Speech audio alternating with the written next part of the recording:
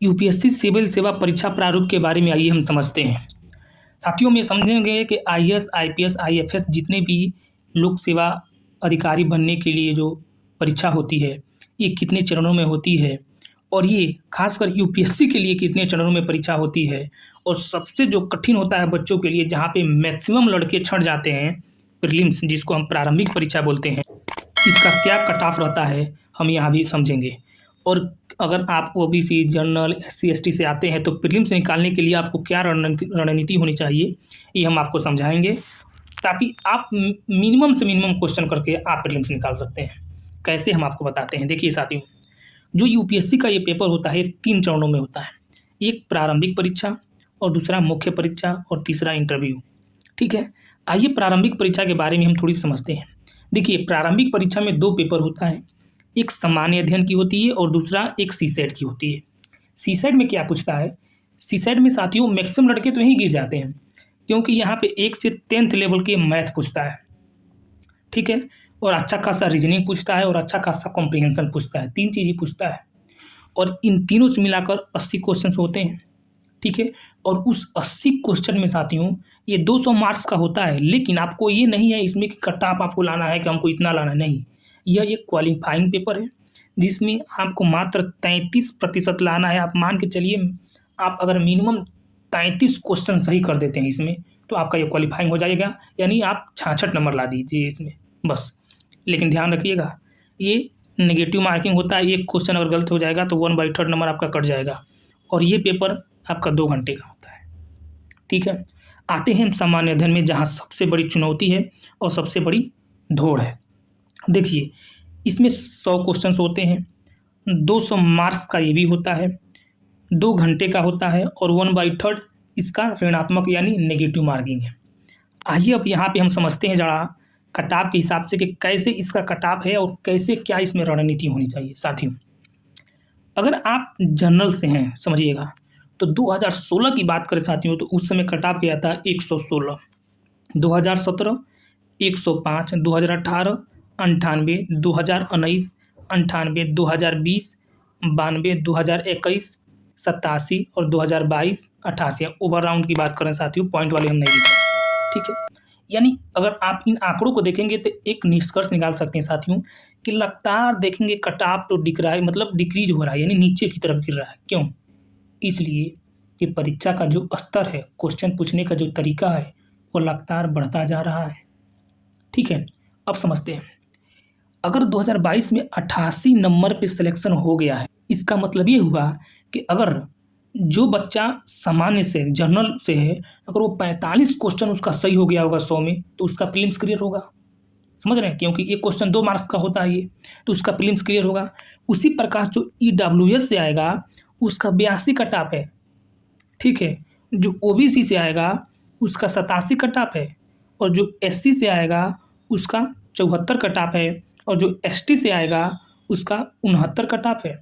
यानी अगर ये बच्चा 35 क्वेश्चन सही कर दे, जो एसटी वाला है उसका निकल जाएगा। इसका मतलब ये हुआ कि अगर ये केवल अपनी ओनली मतलब जीएस पे कम अपने पूरा कमान बैठा ले, इनको अगर करंट अफेयर न भी पढ़े, अगर वो एसटी से हैं तभी उनका प्रीलिम्स क्लियर हो जाएगा। लेकिन जो ऊपर वर्ग के लोग हैं, जैसे कि सामान्य, ओबीसी, ईडब्ल्यूएस, इनके लिए करंट अफेयर पढ़ना बहुत अनिवार्य हो जाता है। रीजन समझिएगा। देखिए साथियों, ये जो 100 क्वेश्चंस इसमें आते हैं, ये 100 क्वेश्चंस आपके केवल जो स्टैटिक सिलेबस हैं, स्टैटिक सिलेबस में क्या है आपका, पॉलिटी है, हिस्ट्री है, जियोग्राफी है, इकोनॉमी है, साइंस एंड टेक है, इन्वायरमेंट एंड इकोलॉजी है और करंट अफेयर है, ठीक है। इतना से इसमें सब पूछता है, जिसमें से आपका जो करंट अफेयर को छोड़ दें तो बाकी जो स्टैटिक सिलेबस है आप में, ये मुश्किल से मुश्किल 30 से 32 क्वेश्चन होते हैं और बाकी करंट अफेयर होता है। करंट अफेयर में आपकी स्टैटिक्स होते हैं, लेकिन उसमें करंट अफेयर मिला के देता है, इसलिए हमको करंट अफेयर मानना पड़ता है, क्योंकि लेटेस्ट न्यूज़ के द्वारा वो सब होता है। तो जो एससी एसटी से ऊपर वर्ग हैं उनके लिए तो करंट अफेयर बहुत जरूरी हो जाता है साथियों पढ़ना, ठीक है। लेकिन जो एसटी हैं उनके लिए करंट अफेयर ना पढ़ें, वो केवल जीएस पे कमान कर लें, अपना स्टैटिक्स पे तो वो निकाल लेंगे। तो ये रहा साथियों, हम ये तो समझ लिए इसमें कि हमें कितना क्वेश्चन करना पड़ेगा तो कितना हमें कट ऑफ में आ जाएगा। एक क्वेश्चन सही करने पर साथियों आपको 2 मार्क्स मिलते हैं और एक क्वेश्चन गलत करने पर 1/3 मिलते हैं। आप इसके हिसाब से अपना रेशियो निकाल लीजिए। आइए अब हम मुख्य परीक्षा की बात करते हैं। ये तो रहा साथियों प्रीलिम्स। प्रीलिम्स का अगर कितना भी आप मार्क्स लाते हैं तो ये आपकी परीक्षा में मेरिट लिस्ट में जुड़ता नहीं है। मेरिट लिस्ट में जहाँ पे जुड़ता है आइए वहाँ पे समझते हैं। देखिए इसमें भी साथियों 2 रूप में पेपर होता है, एक क्वालिफाइंग इसका भी होता है और एक जो मेरिट लिस्ट में शामिल होता है उसका जुड़ता है। जो क्वालिफाइंग होता है उसका जो नंबर्स आता है वो मेरिट लिस्ट में नहीं जुड़ता है। क्या होता है क्वालिफाइंग में, समझिएगा। देखिए हिंदी या संविधान में एक 8वीं अनुसूची है, 12 अनुसूची है संविधान में, तो 8वीं अनुसूची में जितने भी भाषाएं हैं उसमें से किसी भी भाषा के रूप को लेकर आप एक पेपर देंगे जिसमें आपको 25% मार्क्स लाने होंगे। 300 नंबर का ये होता है टोटली और 3 घंटे का होता है। यानी मोटा मोटा हम बात करें तो 75 नंबर आपको इसमें साथियों लाने होते हैं। और एक इंग्लिश का पेपर होता है जिसमें सेम पैटर्न होता है, 25% लाने होते हैं, 300 नंबर का होता है, 3 घंटे में ये भी आपको देना होता है। एक सिंपल सा पूछता है इसमें, अगर आप इसका क्वेश्चन पेपर देखेंगे, अगर बढ़िया से आप पढ़ने हैं इंग्लिश हिंदी तो आप इसको आराम से कर डालेंगे। सबसे ज़्यादा जो अब मेन मुद्दा आता है, चुनौती जहाँ पे असल की परीक्षा होती है मेंस की, आइए वहाँ पे समझते हैं। देखिए साथियों पहला पेपर होता है, इसमें आप 7 पेपर देखेंगे साथियों जो आपकी मेरिट लिस्ट में जुड़ती है। ठीक है, अगर ये हम बात करें, ये लास्ट में हम आपको कंक्लूजन बताएंगे कितना मार्क्स आप ला देते हैं टोटली में से, तो आप आईएएस बन जाएंगे। आइए पहले समझते हैं। पहला पेपर आपका निबंध का होता है जो 250 मार्क्स का होता है, 3 घंटे का होता है। ठीक है साथियों, दूसरा पेपर आपका सामान्य अध्ययन। इसमें क्या पूछा जाता है, तो इसमें आपको हिस्ट्री और भूगोल ये दोनों चीज़ें मिक्स करके पूछी जाती हैं। टोटली पूरा हिस्ट्री लेकर आपको पूछा जाएगा, art and culture, ancient, medieval, modern और जियोग्राफी में वर्ल्ड, इंडियन सब पूछा जाएगा। ठीक है, 250 मार्क्स का होता है और ये भी 3 घंटे का होता है। ठीक है, अगर साथियों आप ये चाहते हैं कि आप हमें बुक बताइए कि कौन सा आप पढ़ते हैं, क्या हम लोग को सर मतलब कहें पढ़ने के लिए, तो किसी अगले वीडियो में आप कहेंगे तो बता देंगे, क्योंकि यहाँ पे बहुत ज़्यादा समय लग जाएगा। अब आते हैं तीसरा सामान्य अध्ययन की जो पेपर है, लेकिन इसमें सामान्य अध्ययन दूसरा लिखा है क्योंकि सामान्य अध्ययन पहला इसको माना गया है, इसको इसको निबंध माना गया है। ठीक है, लेकिन हम समझते हैं इसमें क्या पूछता है। इसमें शासन व्यवस्था, ठीक है, और संविधान यानी पॉलिटी और अंतर्राष्ट्रीय संबंध और गवर्नेंस से रिलेटेड यानी राज्य व्यवस्था से रिलेटेड पूछी जाती है। यानी पॉलिटी से जुड़ी, जैसे पॉलिटी हो गया, गवर्नेंस हो गया और आईआर हो गया, उससे जुड़ी सामान्य अध्ययन 2 के पेपर में पूछा जाता है। ये भी 250 मार्क्स का होता है और 3 घंटे का ये भी होता है। ठीक है, तीसरा सम्मान अध्ययन में आते हैं और ऐसे में चौथा नंबर पे आते हैं अगर, तो प्रौद्योगिकी की सवाल आती है, टेक्नोलॉजी की सवाल कुछ आती है, आर्थिक विकास यानी हम कह सकते हैं इकोनॉमी की कुछ आती है, जैव प्रौद्योगिकी की कुछ सवाल आती है और आंतरिक सुरक्षा के बारे में और आपदा प्रबंधन के बारे में कुछ सवाल इसमें आते हैं। ये भी 250 मार्क्स का और 3 घंटे का ये भी होता है।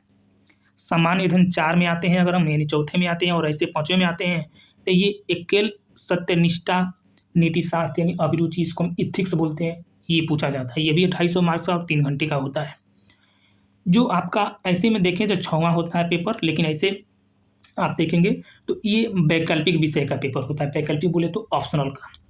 ऑप्शनल आप अपने हिसाब से मैथ, हिंदी, इंग्लिश, फिलोसफी, बहुत से ऑप्शनल सब्जेक्ट हैं जो आपको मन करे आप ले सकते हैं। और ये भी आपका 250 मार्क्स का होता है, 3 घंटे का होता है और ये आपका पहले एक प्रश्न पत्र होगा।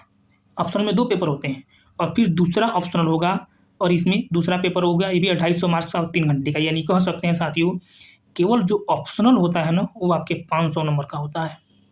केवल ऑप्शनल, दोनों पेपर मिला ले तो, क्योंकि ऑप्शनल में 2 पेपर होते हैं। ठीक है, पहले जब ऑप्शनल होता था साथियों तो उसमें 2 ऑप्शनल चूज करते थे। जैसे मान लीजिए आप हिंदी लिटरेचर ऑप्शनल लिए हैं तो आपको इंग्लिश लिटरेचर भी लेना पड़ेगा, जब मतलब कोई भी 2 ऑप्शनल लेना पड़ेगा। लेकिन अब एक ही ऑप्शनल से 2 पेपर होते हैं साथियों।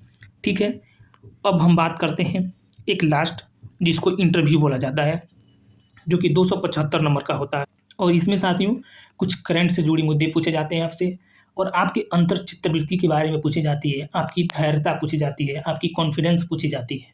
ठीक है, अब हम बात करें अगर साथियों कि क्या हम अगर मान लीजिए जनरल से हैं चाहे ओबीसी से हैं तो कितना नंबर हम अगर ला देते हैं तो आईएएस बन जाएंगे। देखिए साथियों टोटली परीक्षा की अगर बात करें हम तो इसका जो टोटल परीक्षा होता है वो 2150 नंबर का होता है। ठीक है, लेकिन अगर आप जनरल से हैं, ठीक है। तो अगर आप 1000 नंबर ला देते हैं, मात्र 1000 साथियों, तो मान लीजिए कि आप आईएएस बन गए। अब 1000 नंबर कैसे लाने हैं, कहाँ से मिलता है 1000 नंबर? वो बस यहीं से मिलता है, जो जितने हम आपको ये मुख्य परीक्षा में बताए हैं, इतना यहीं से मिलता है। यानी निबंध और ये जो 4 पेपर आपके होते हैं जीएस के इसमें, और 2 ऑप्शनल के होते हैं इसमें, और ये इंटरव्यू का, बस। अब इसके लिए क्या रणनीति होनी चाहिए, कितने पेपर में कितने नंबर्स लाने चाहिए, ये हम कभी बारीकी से चर्चा करेंगे अगले क्लास में।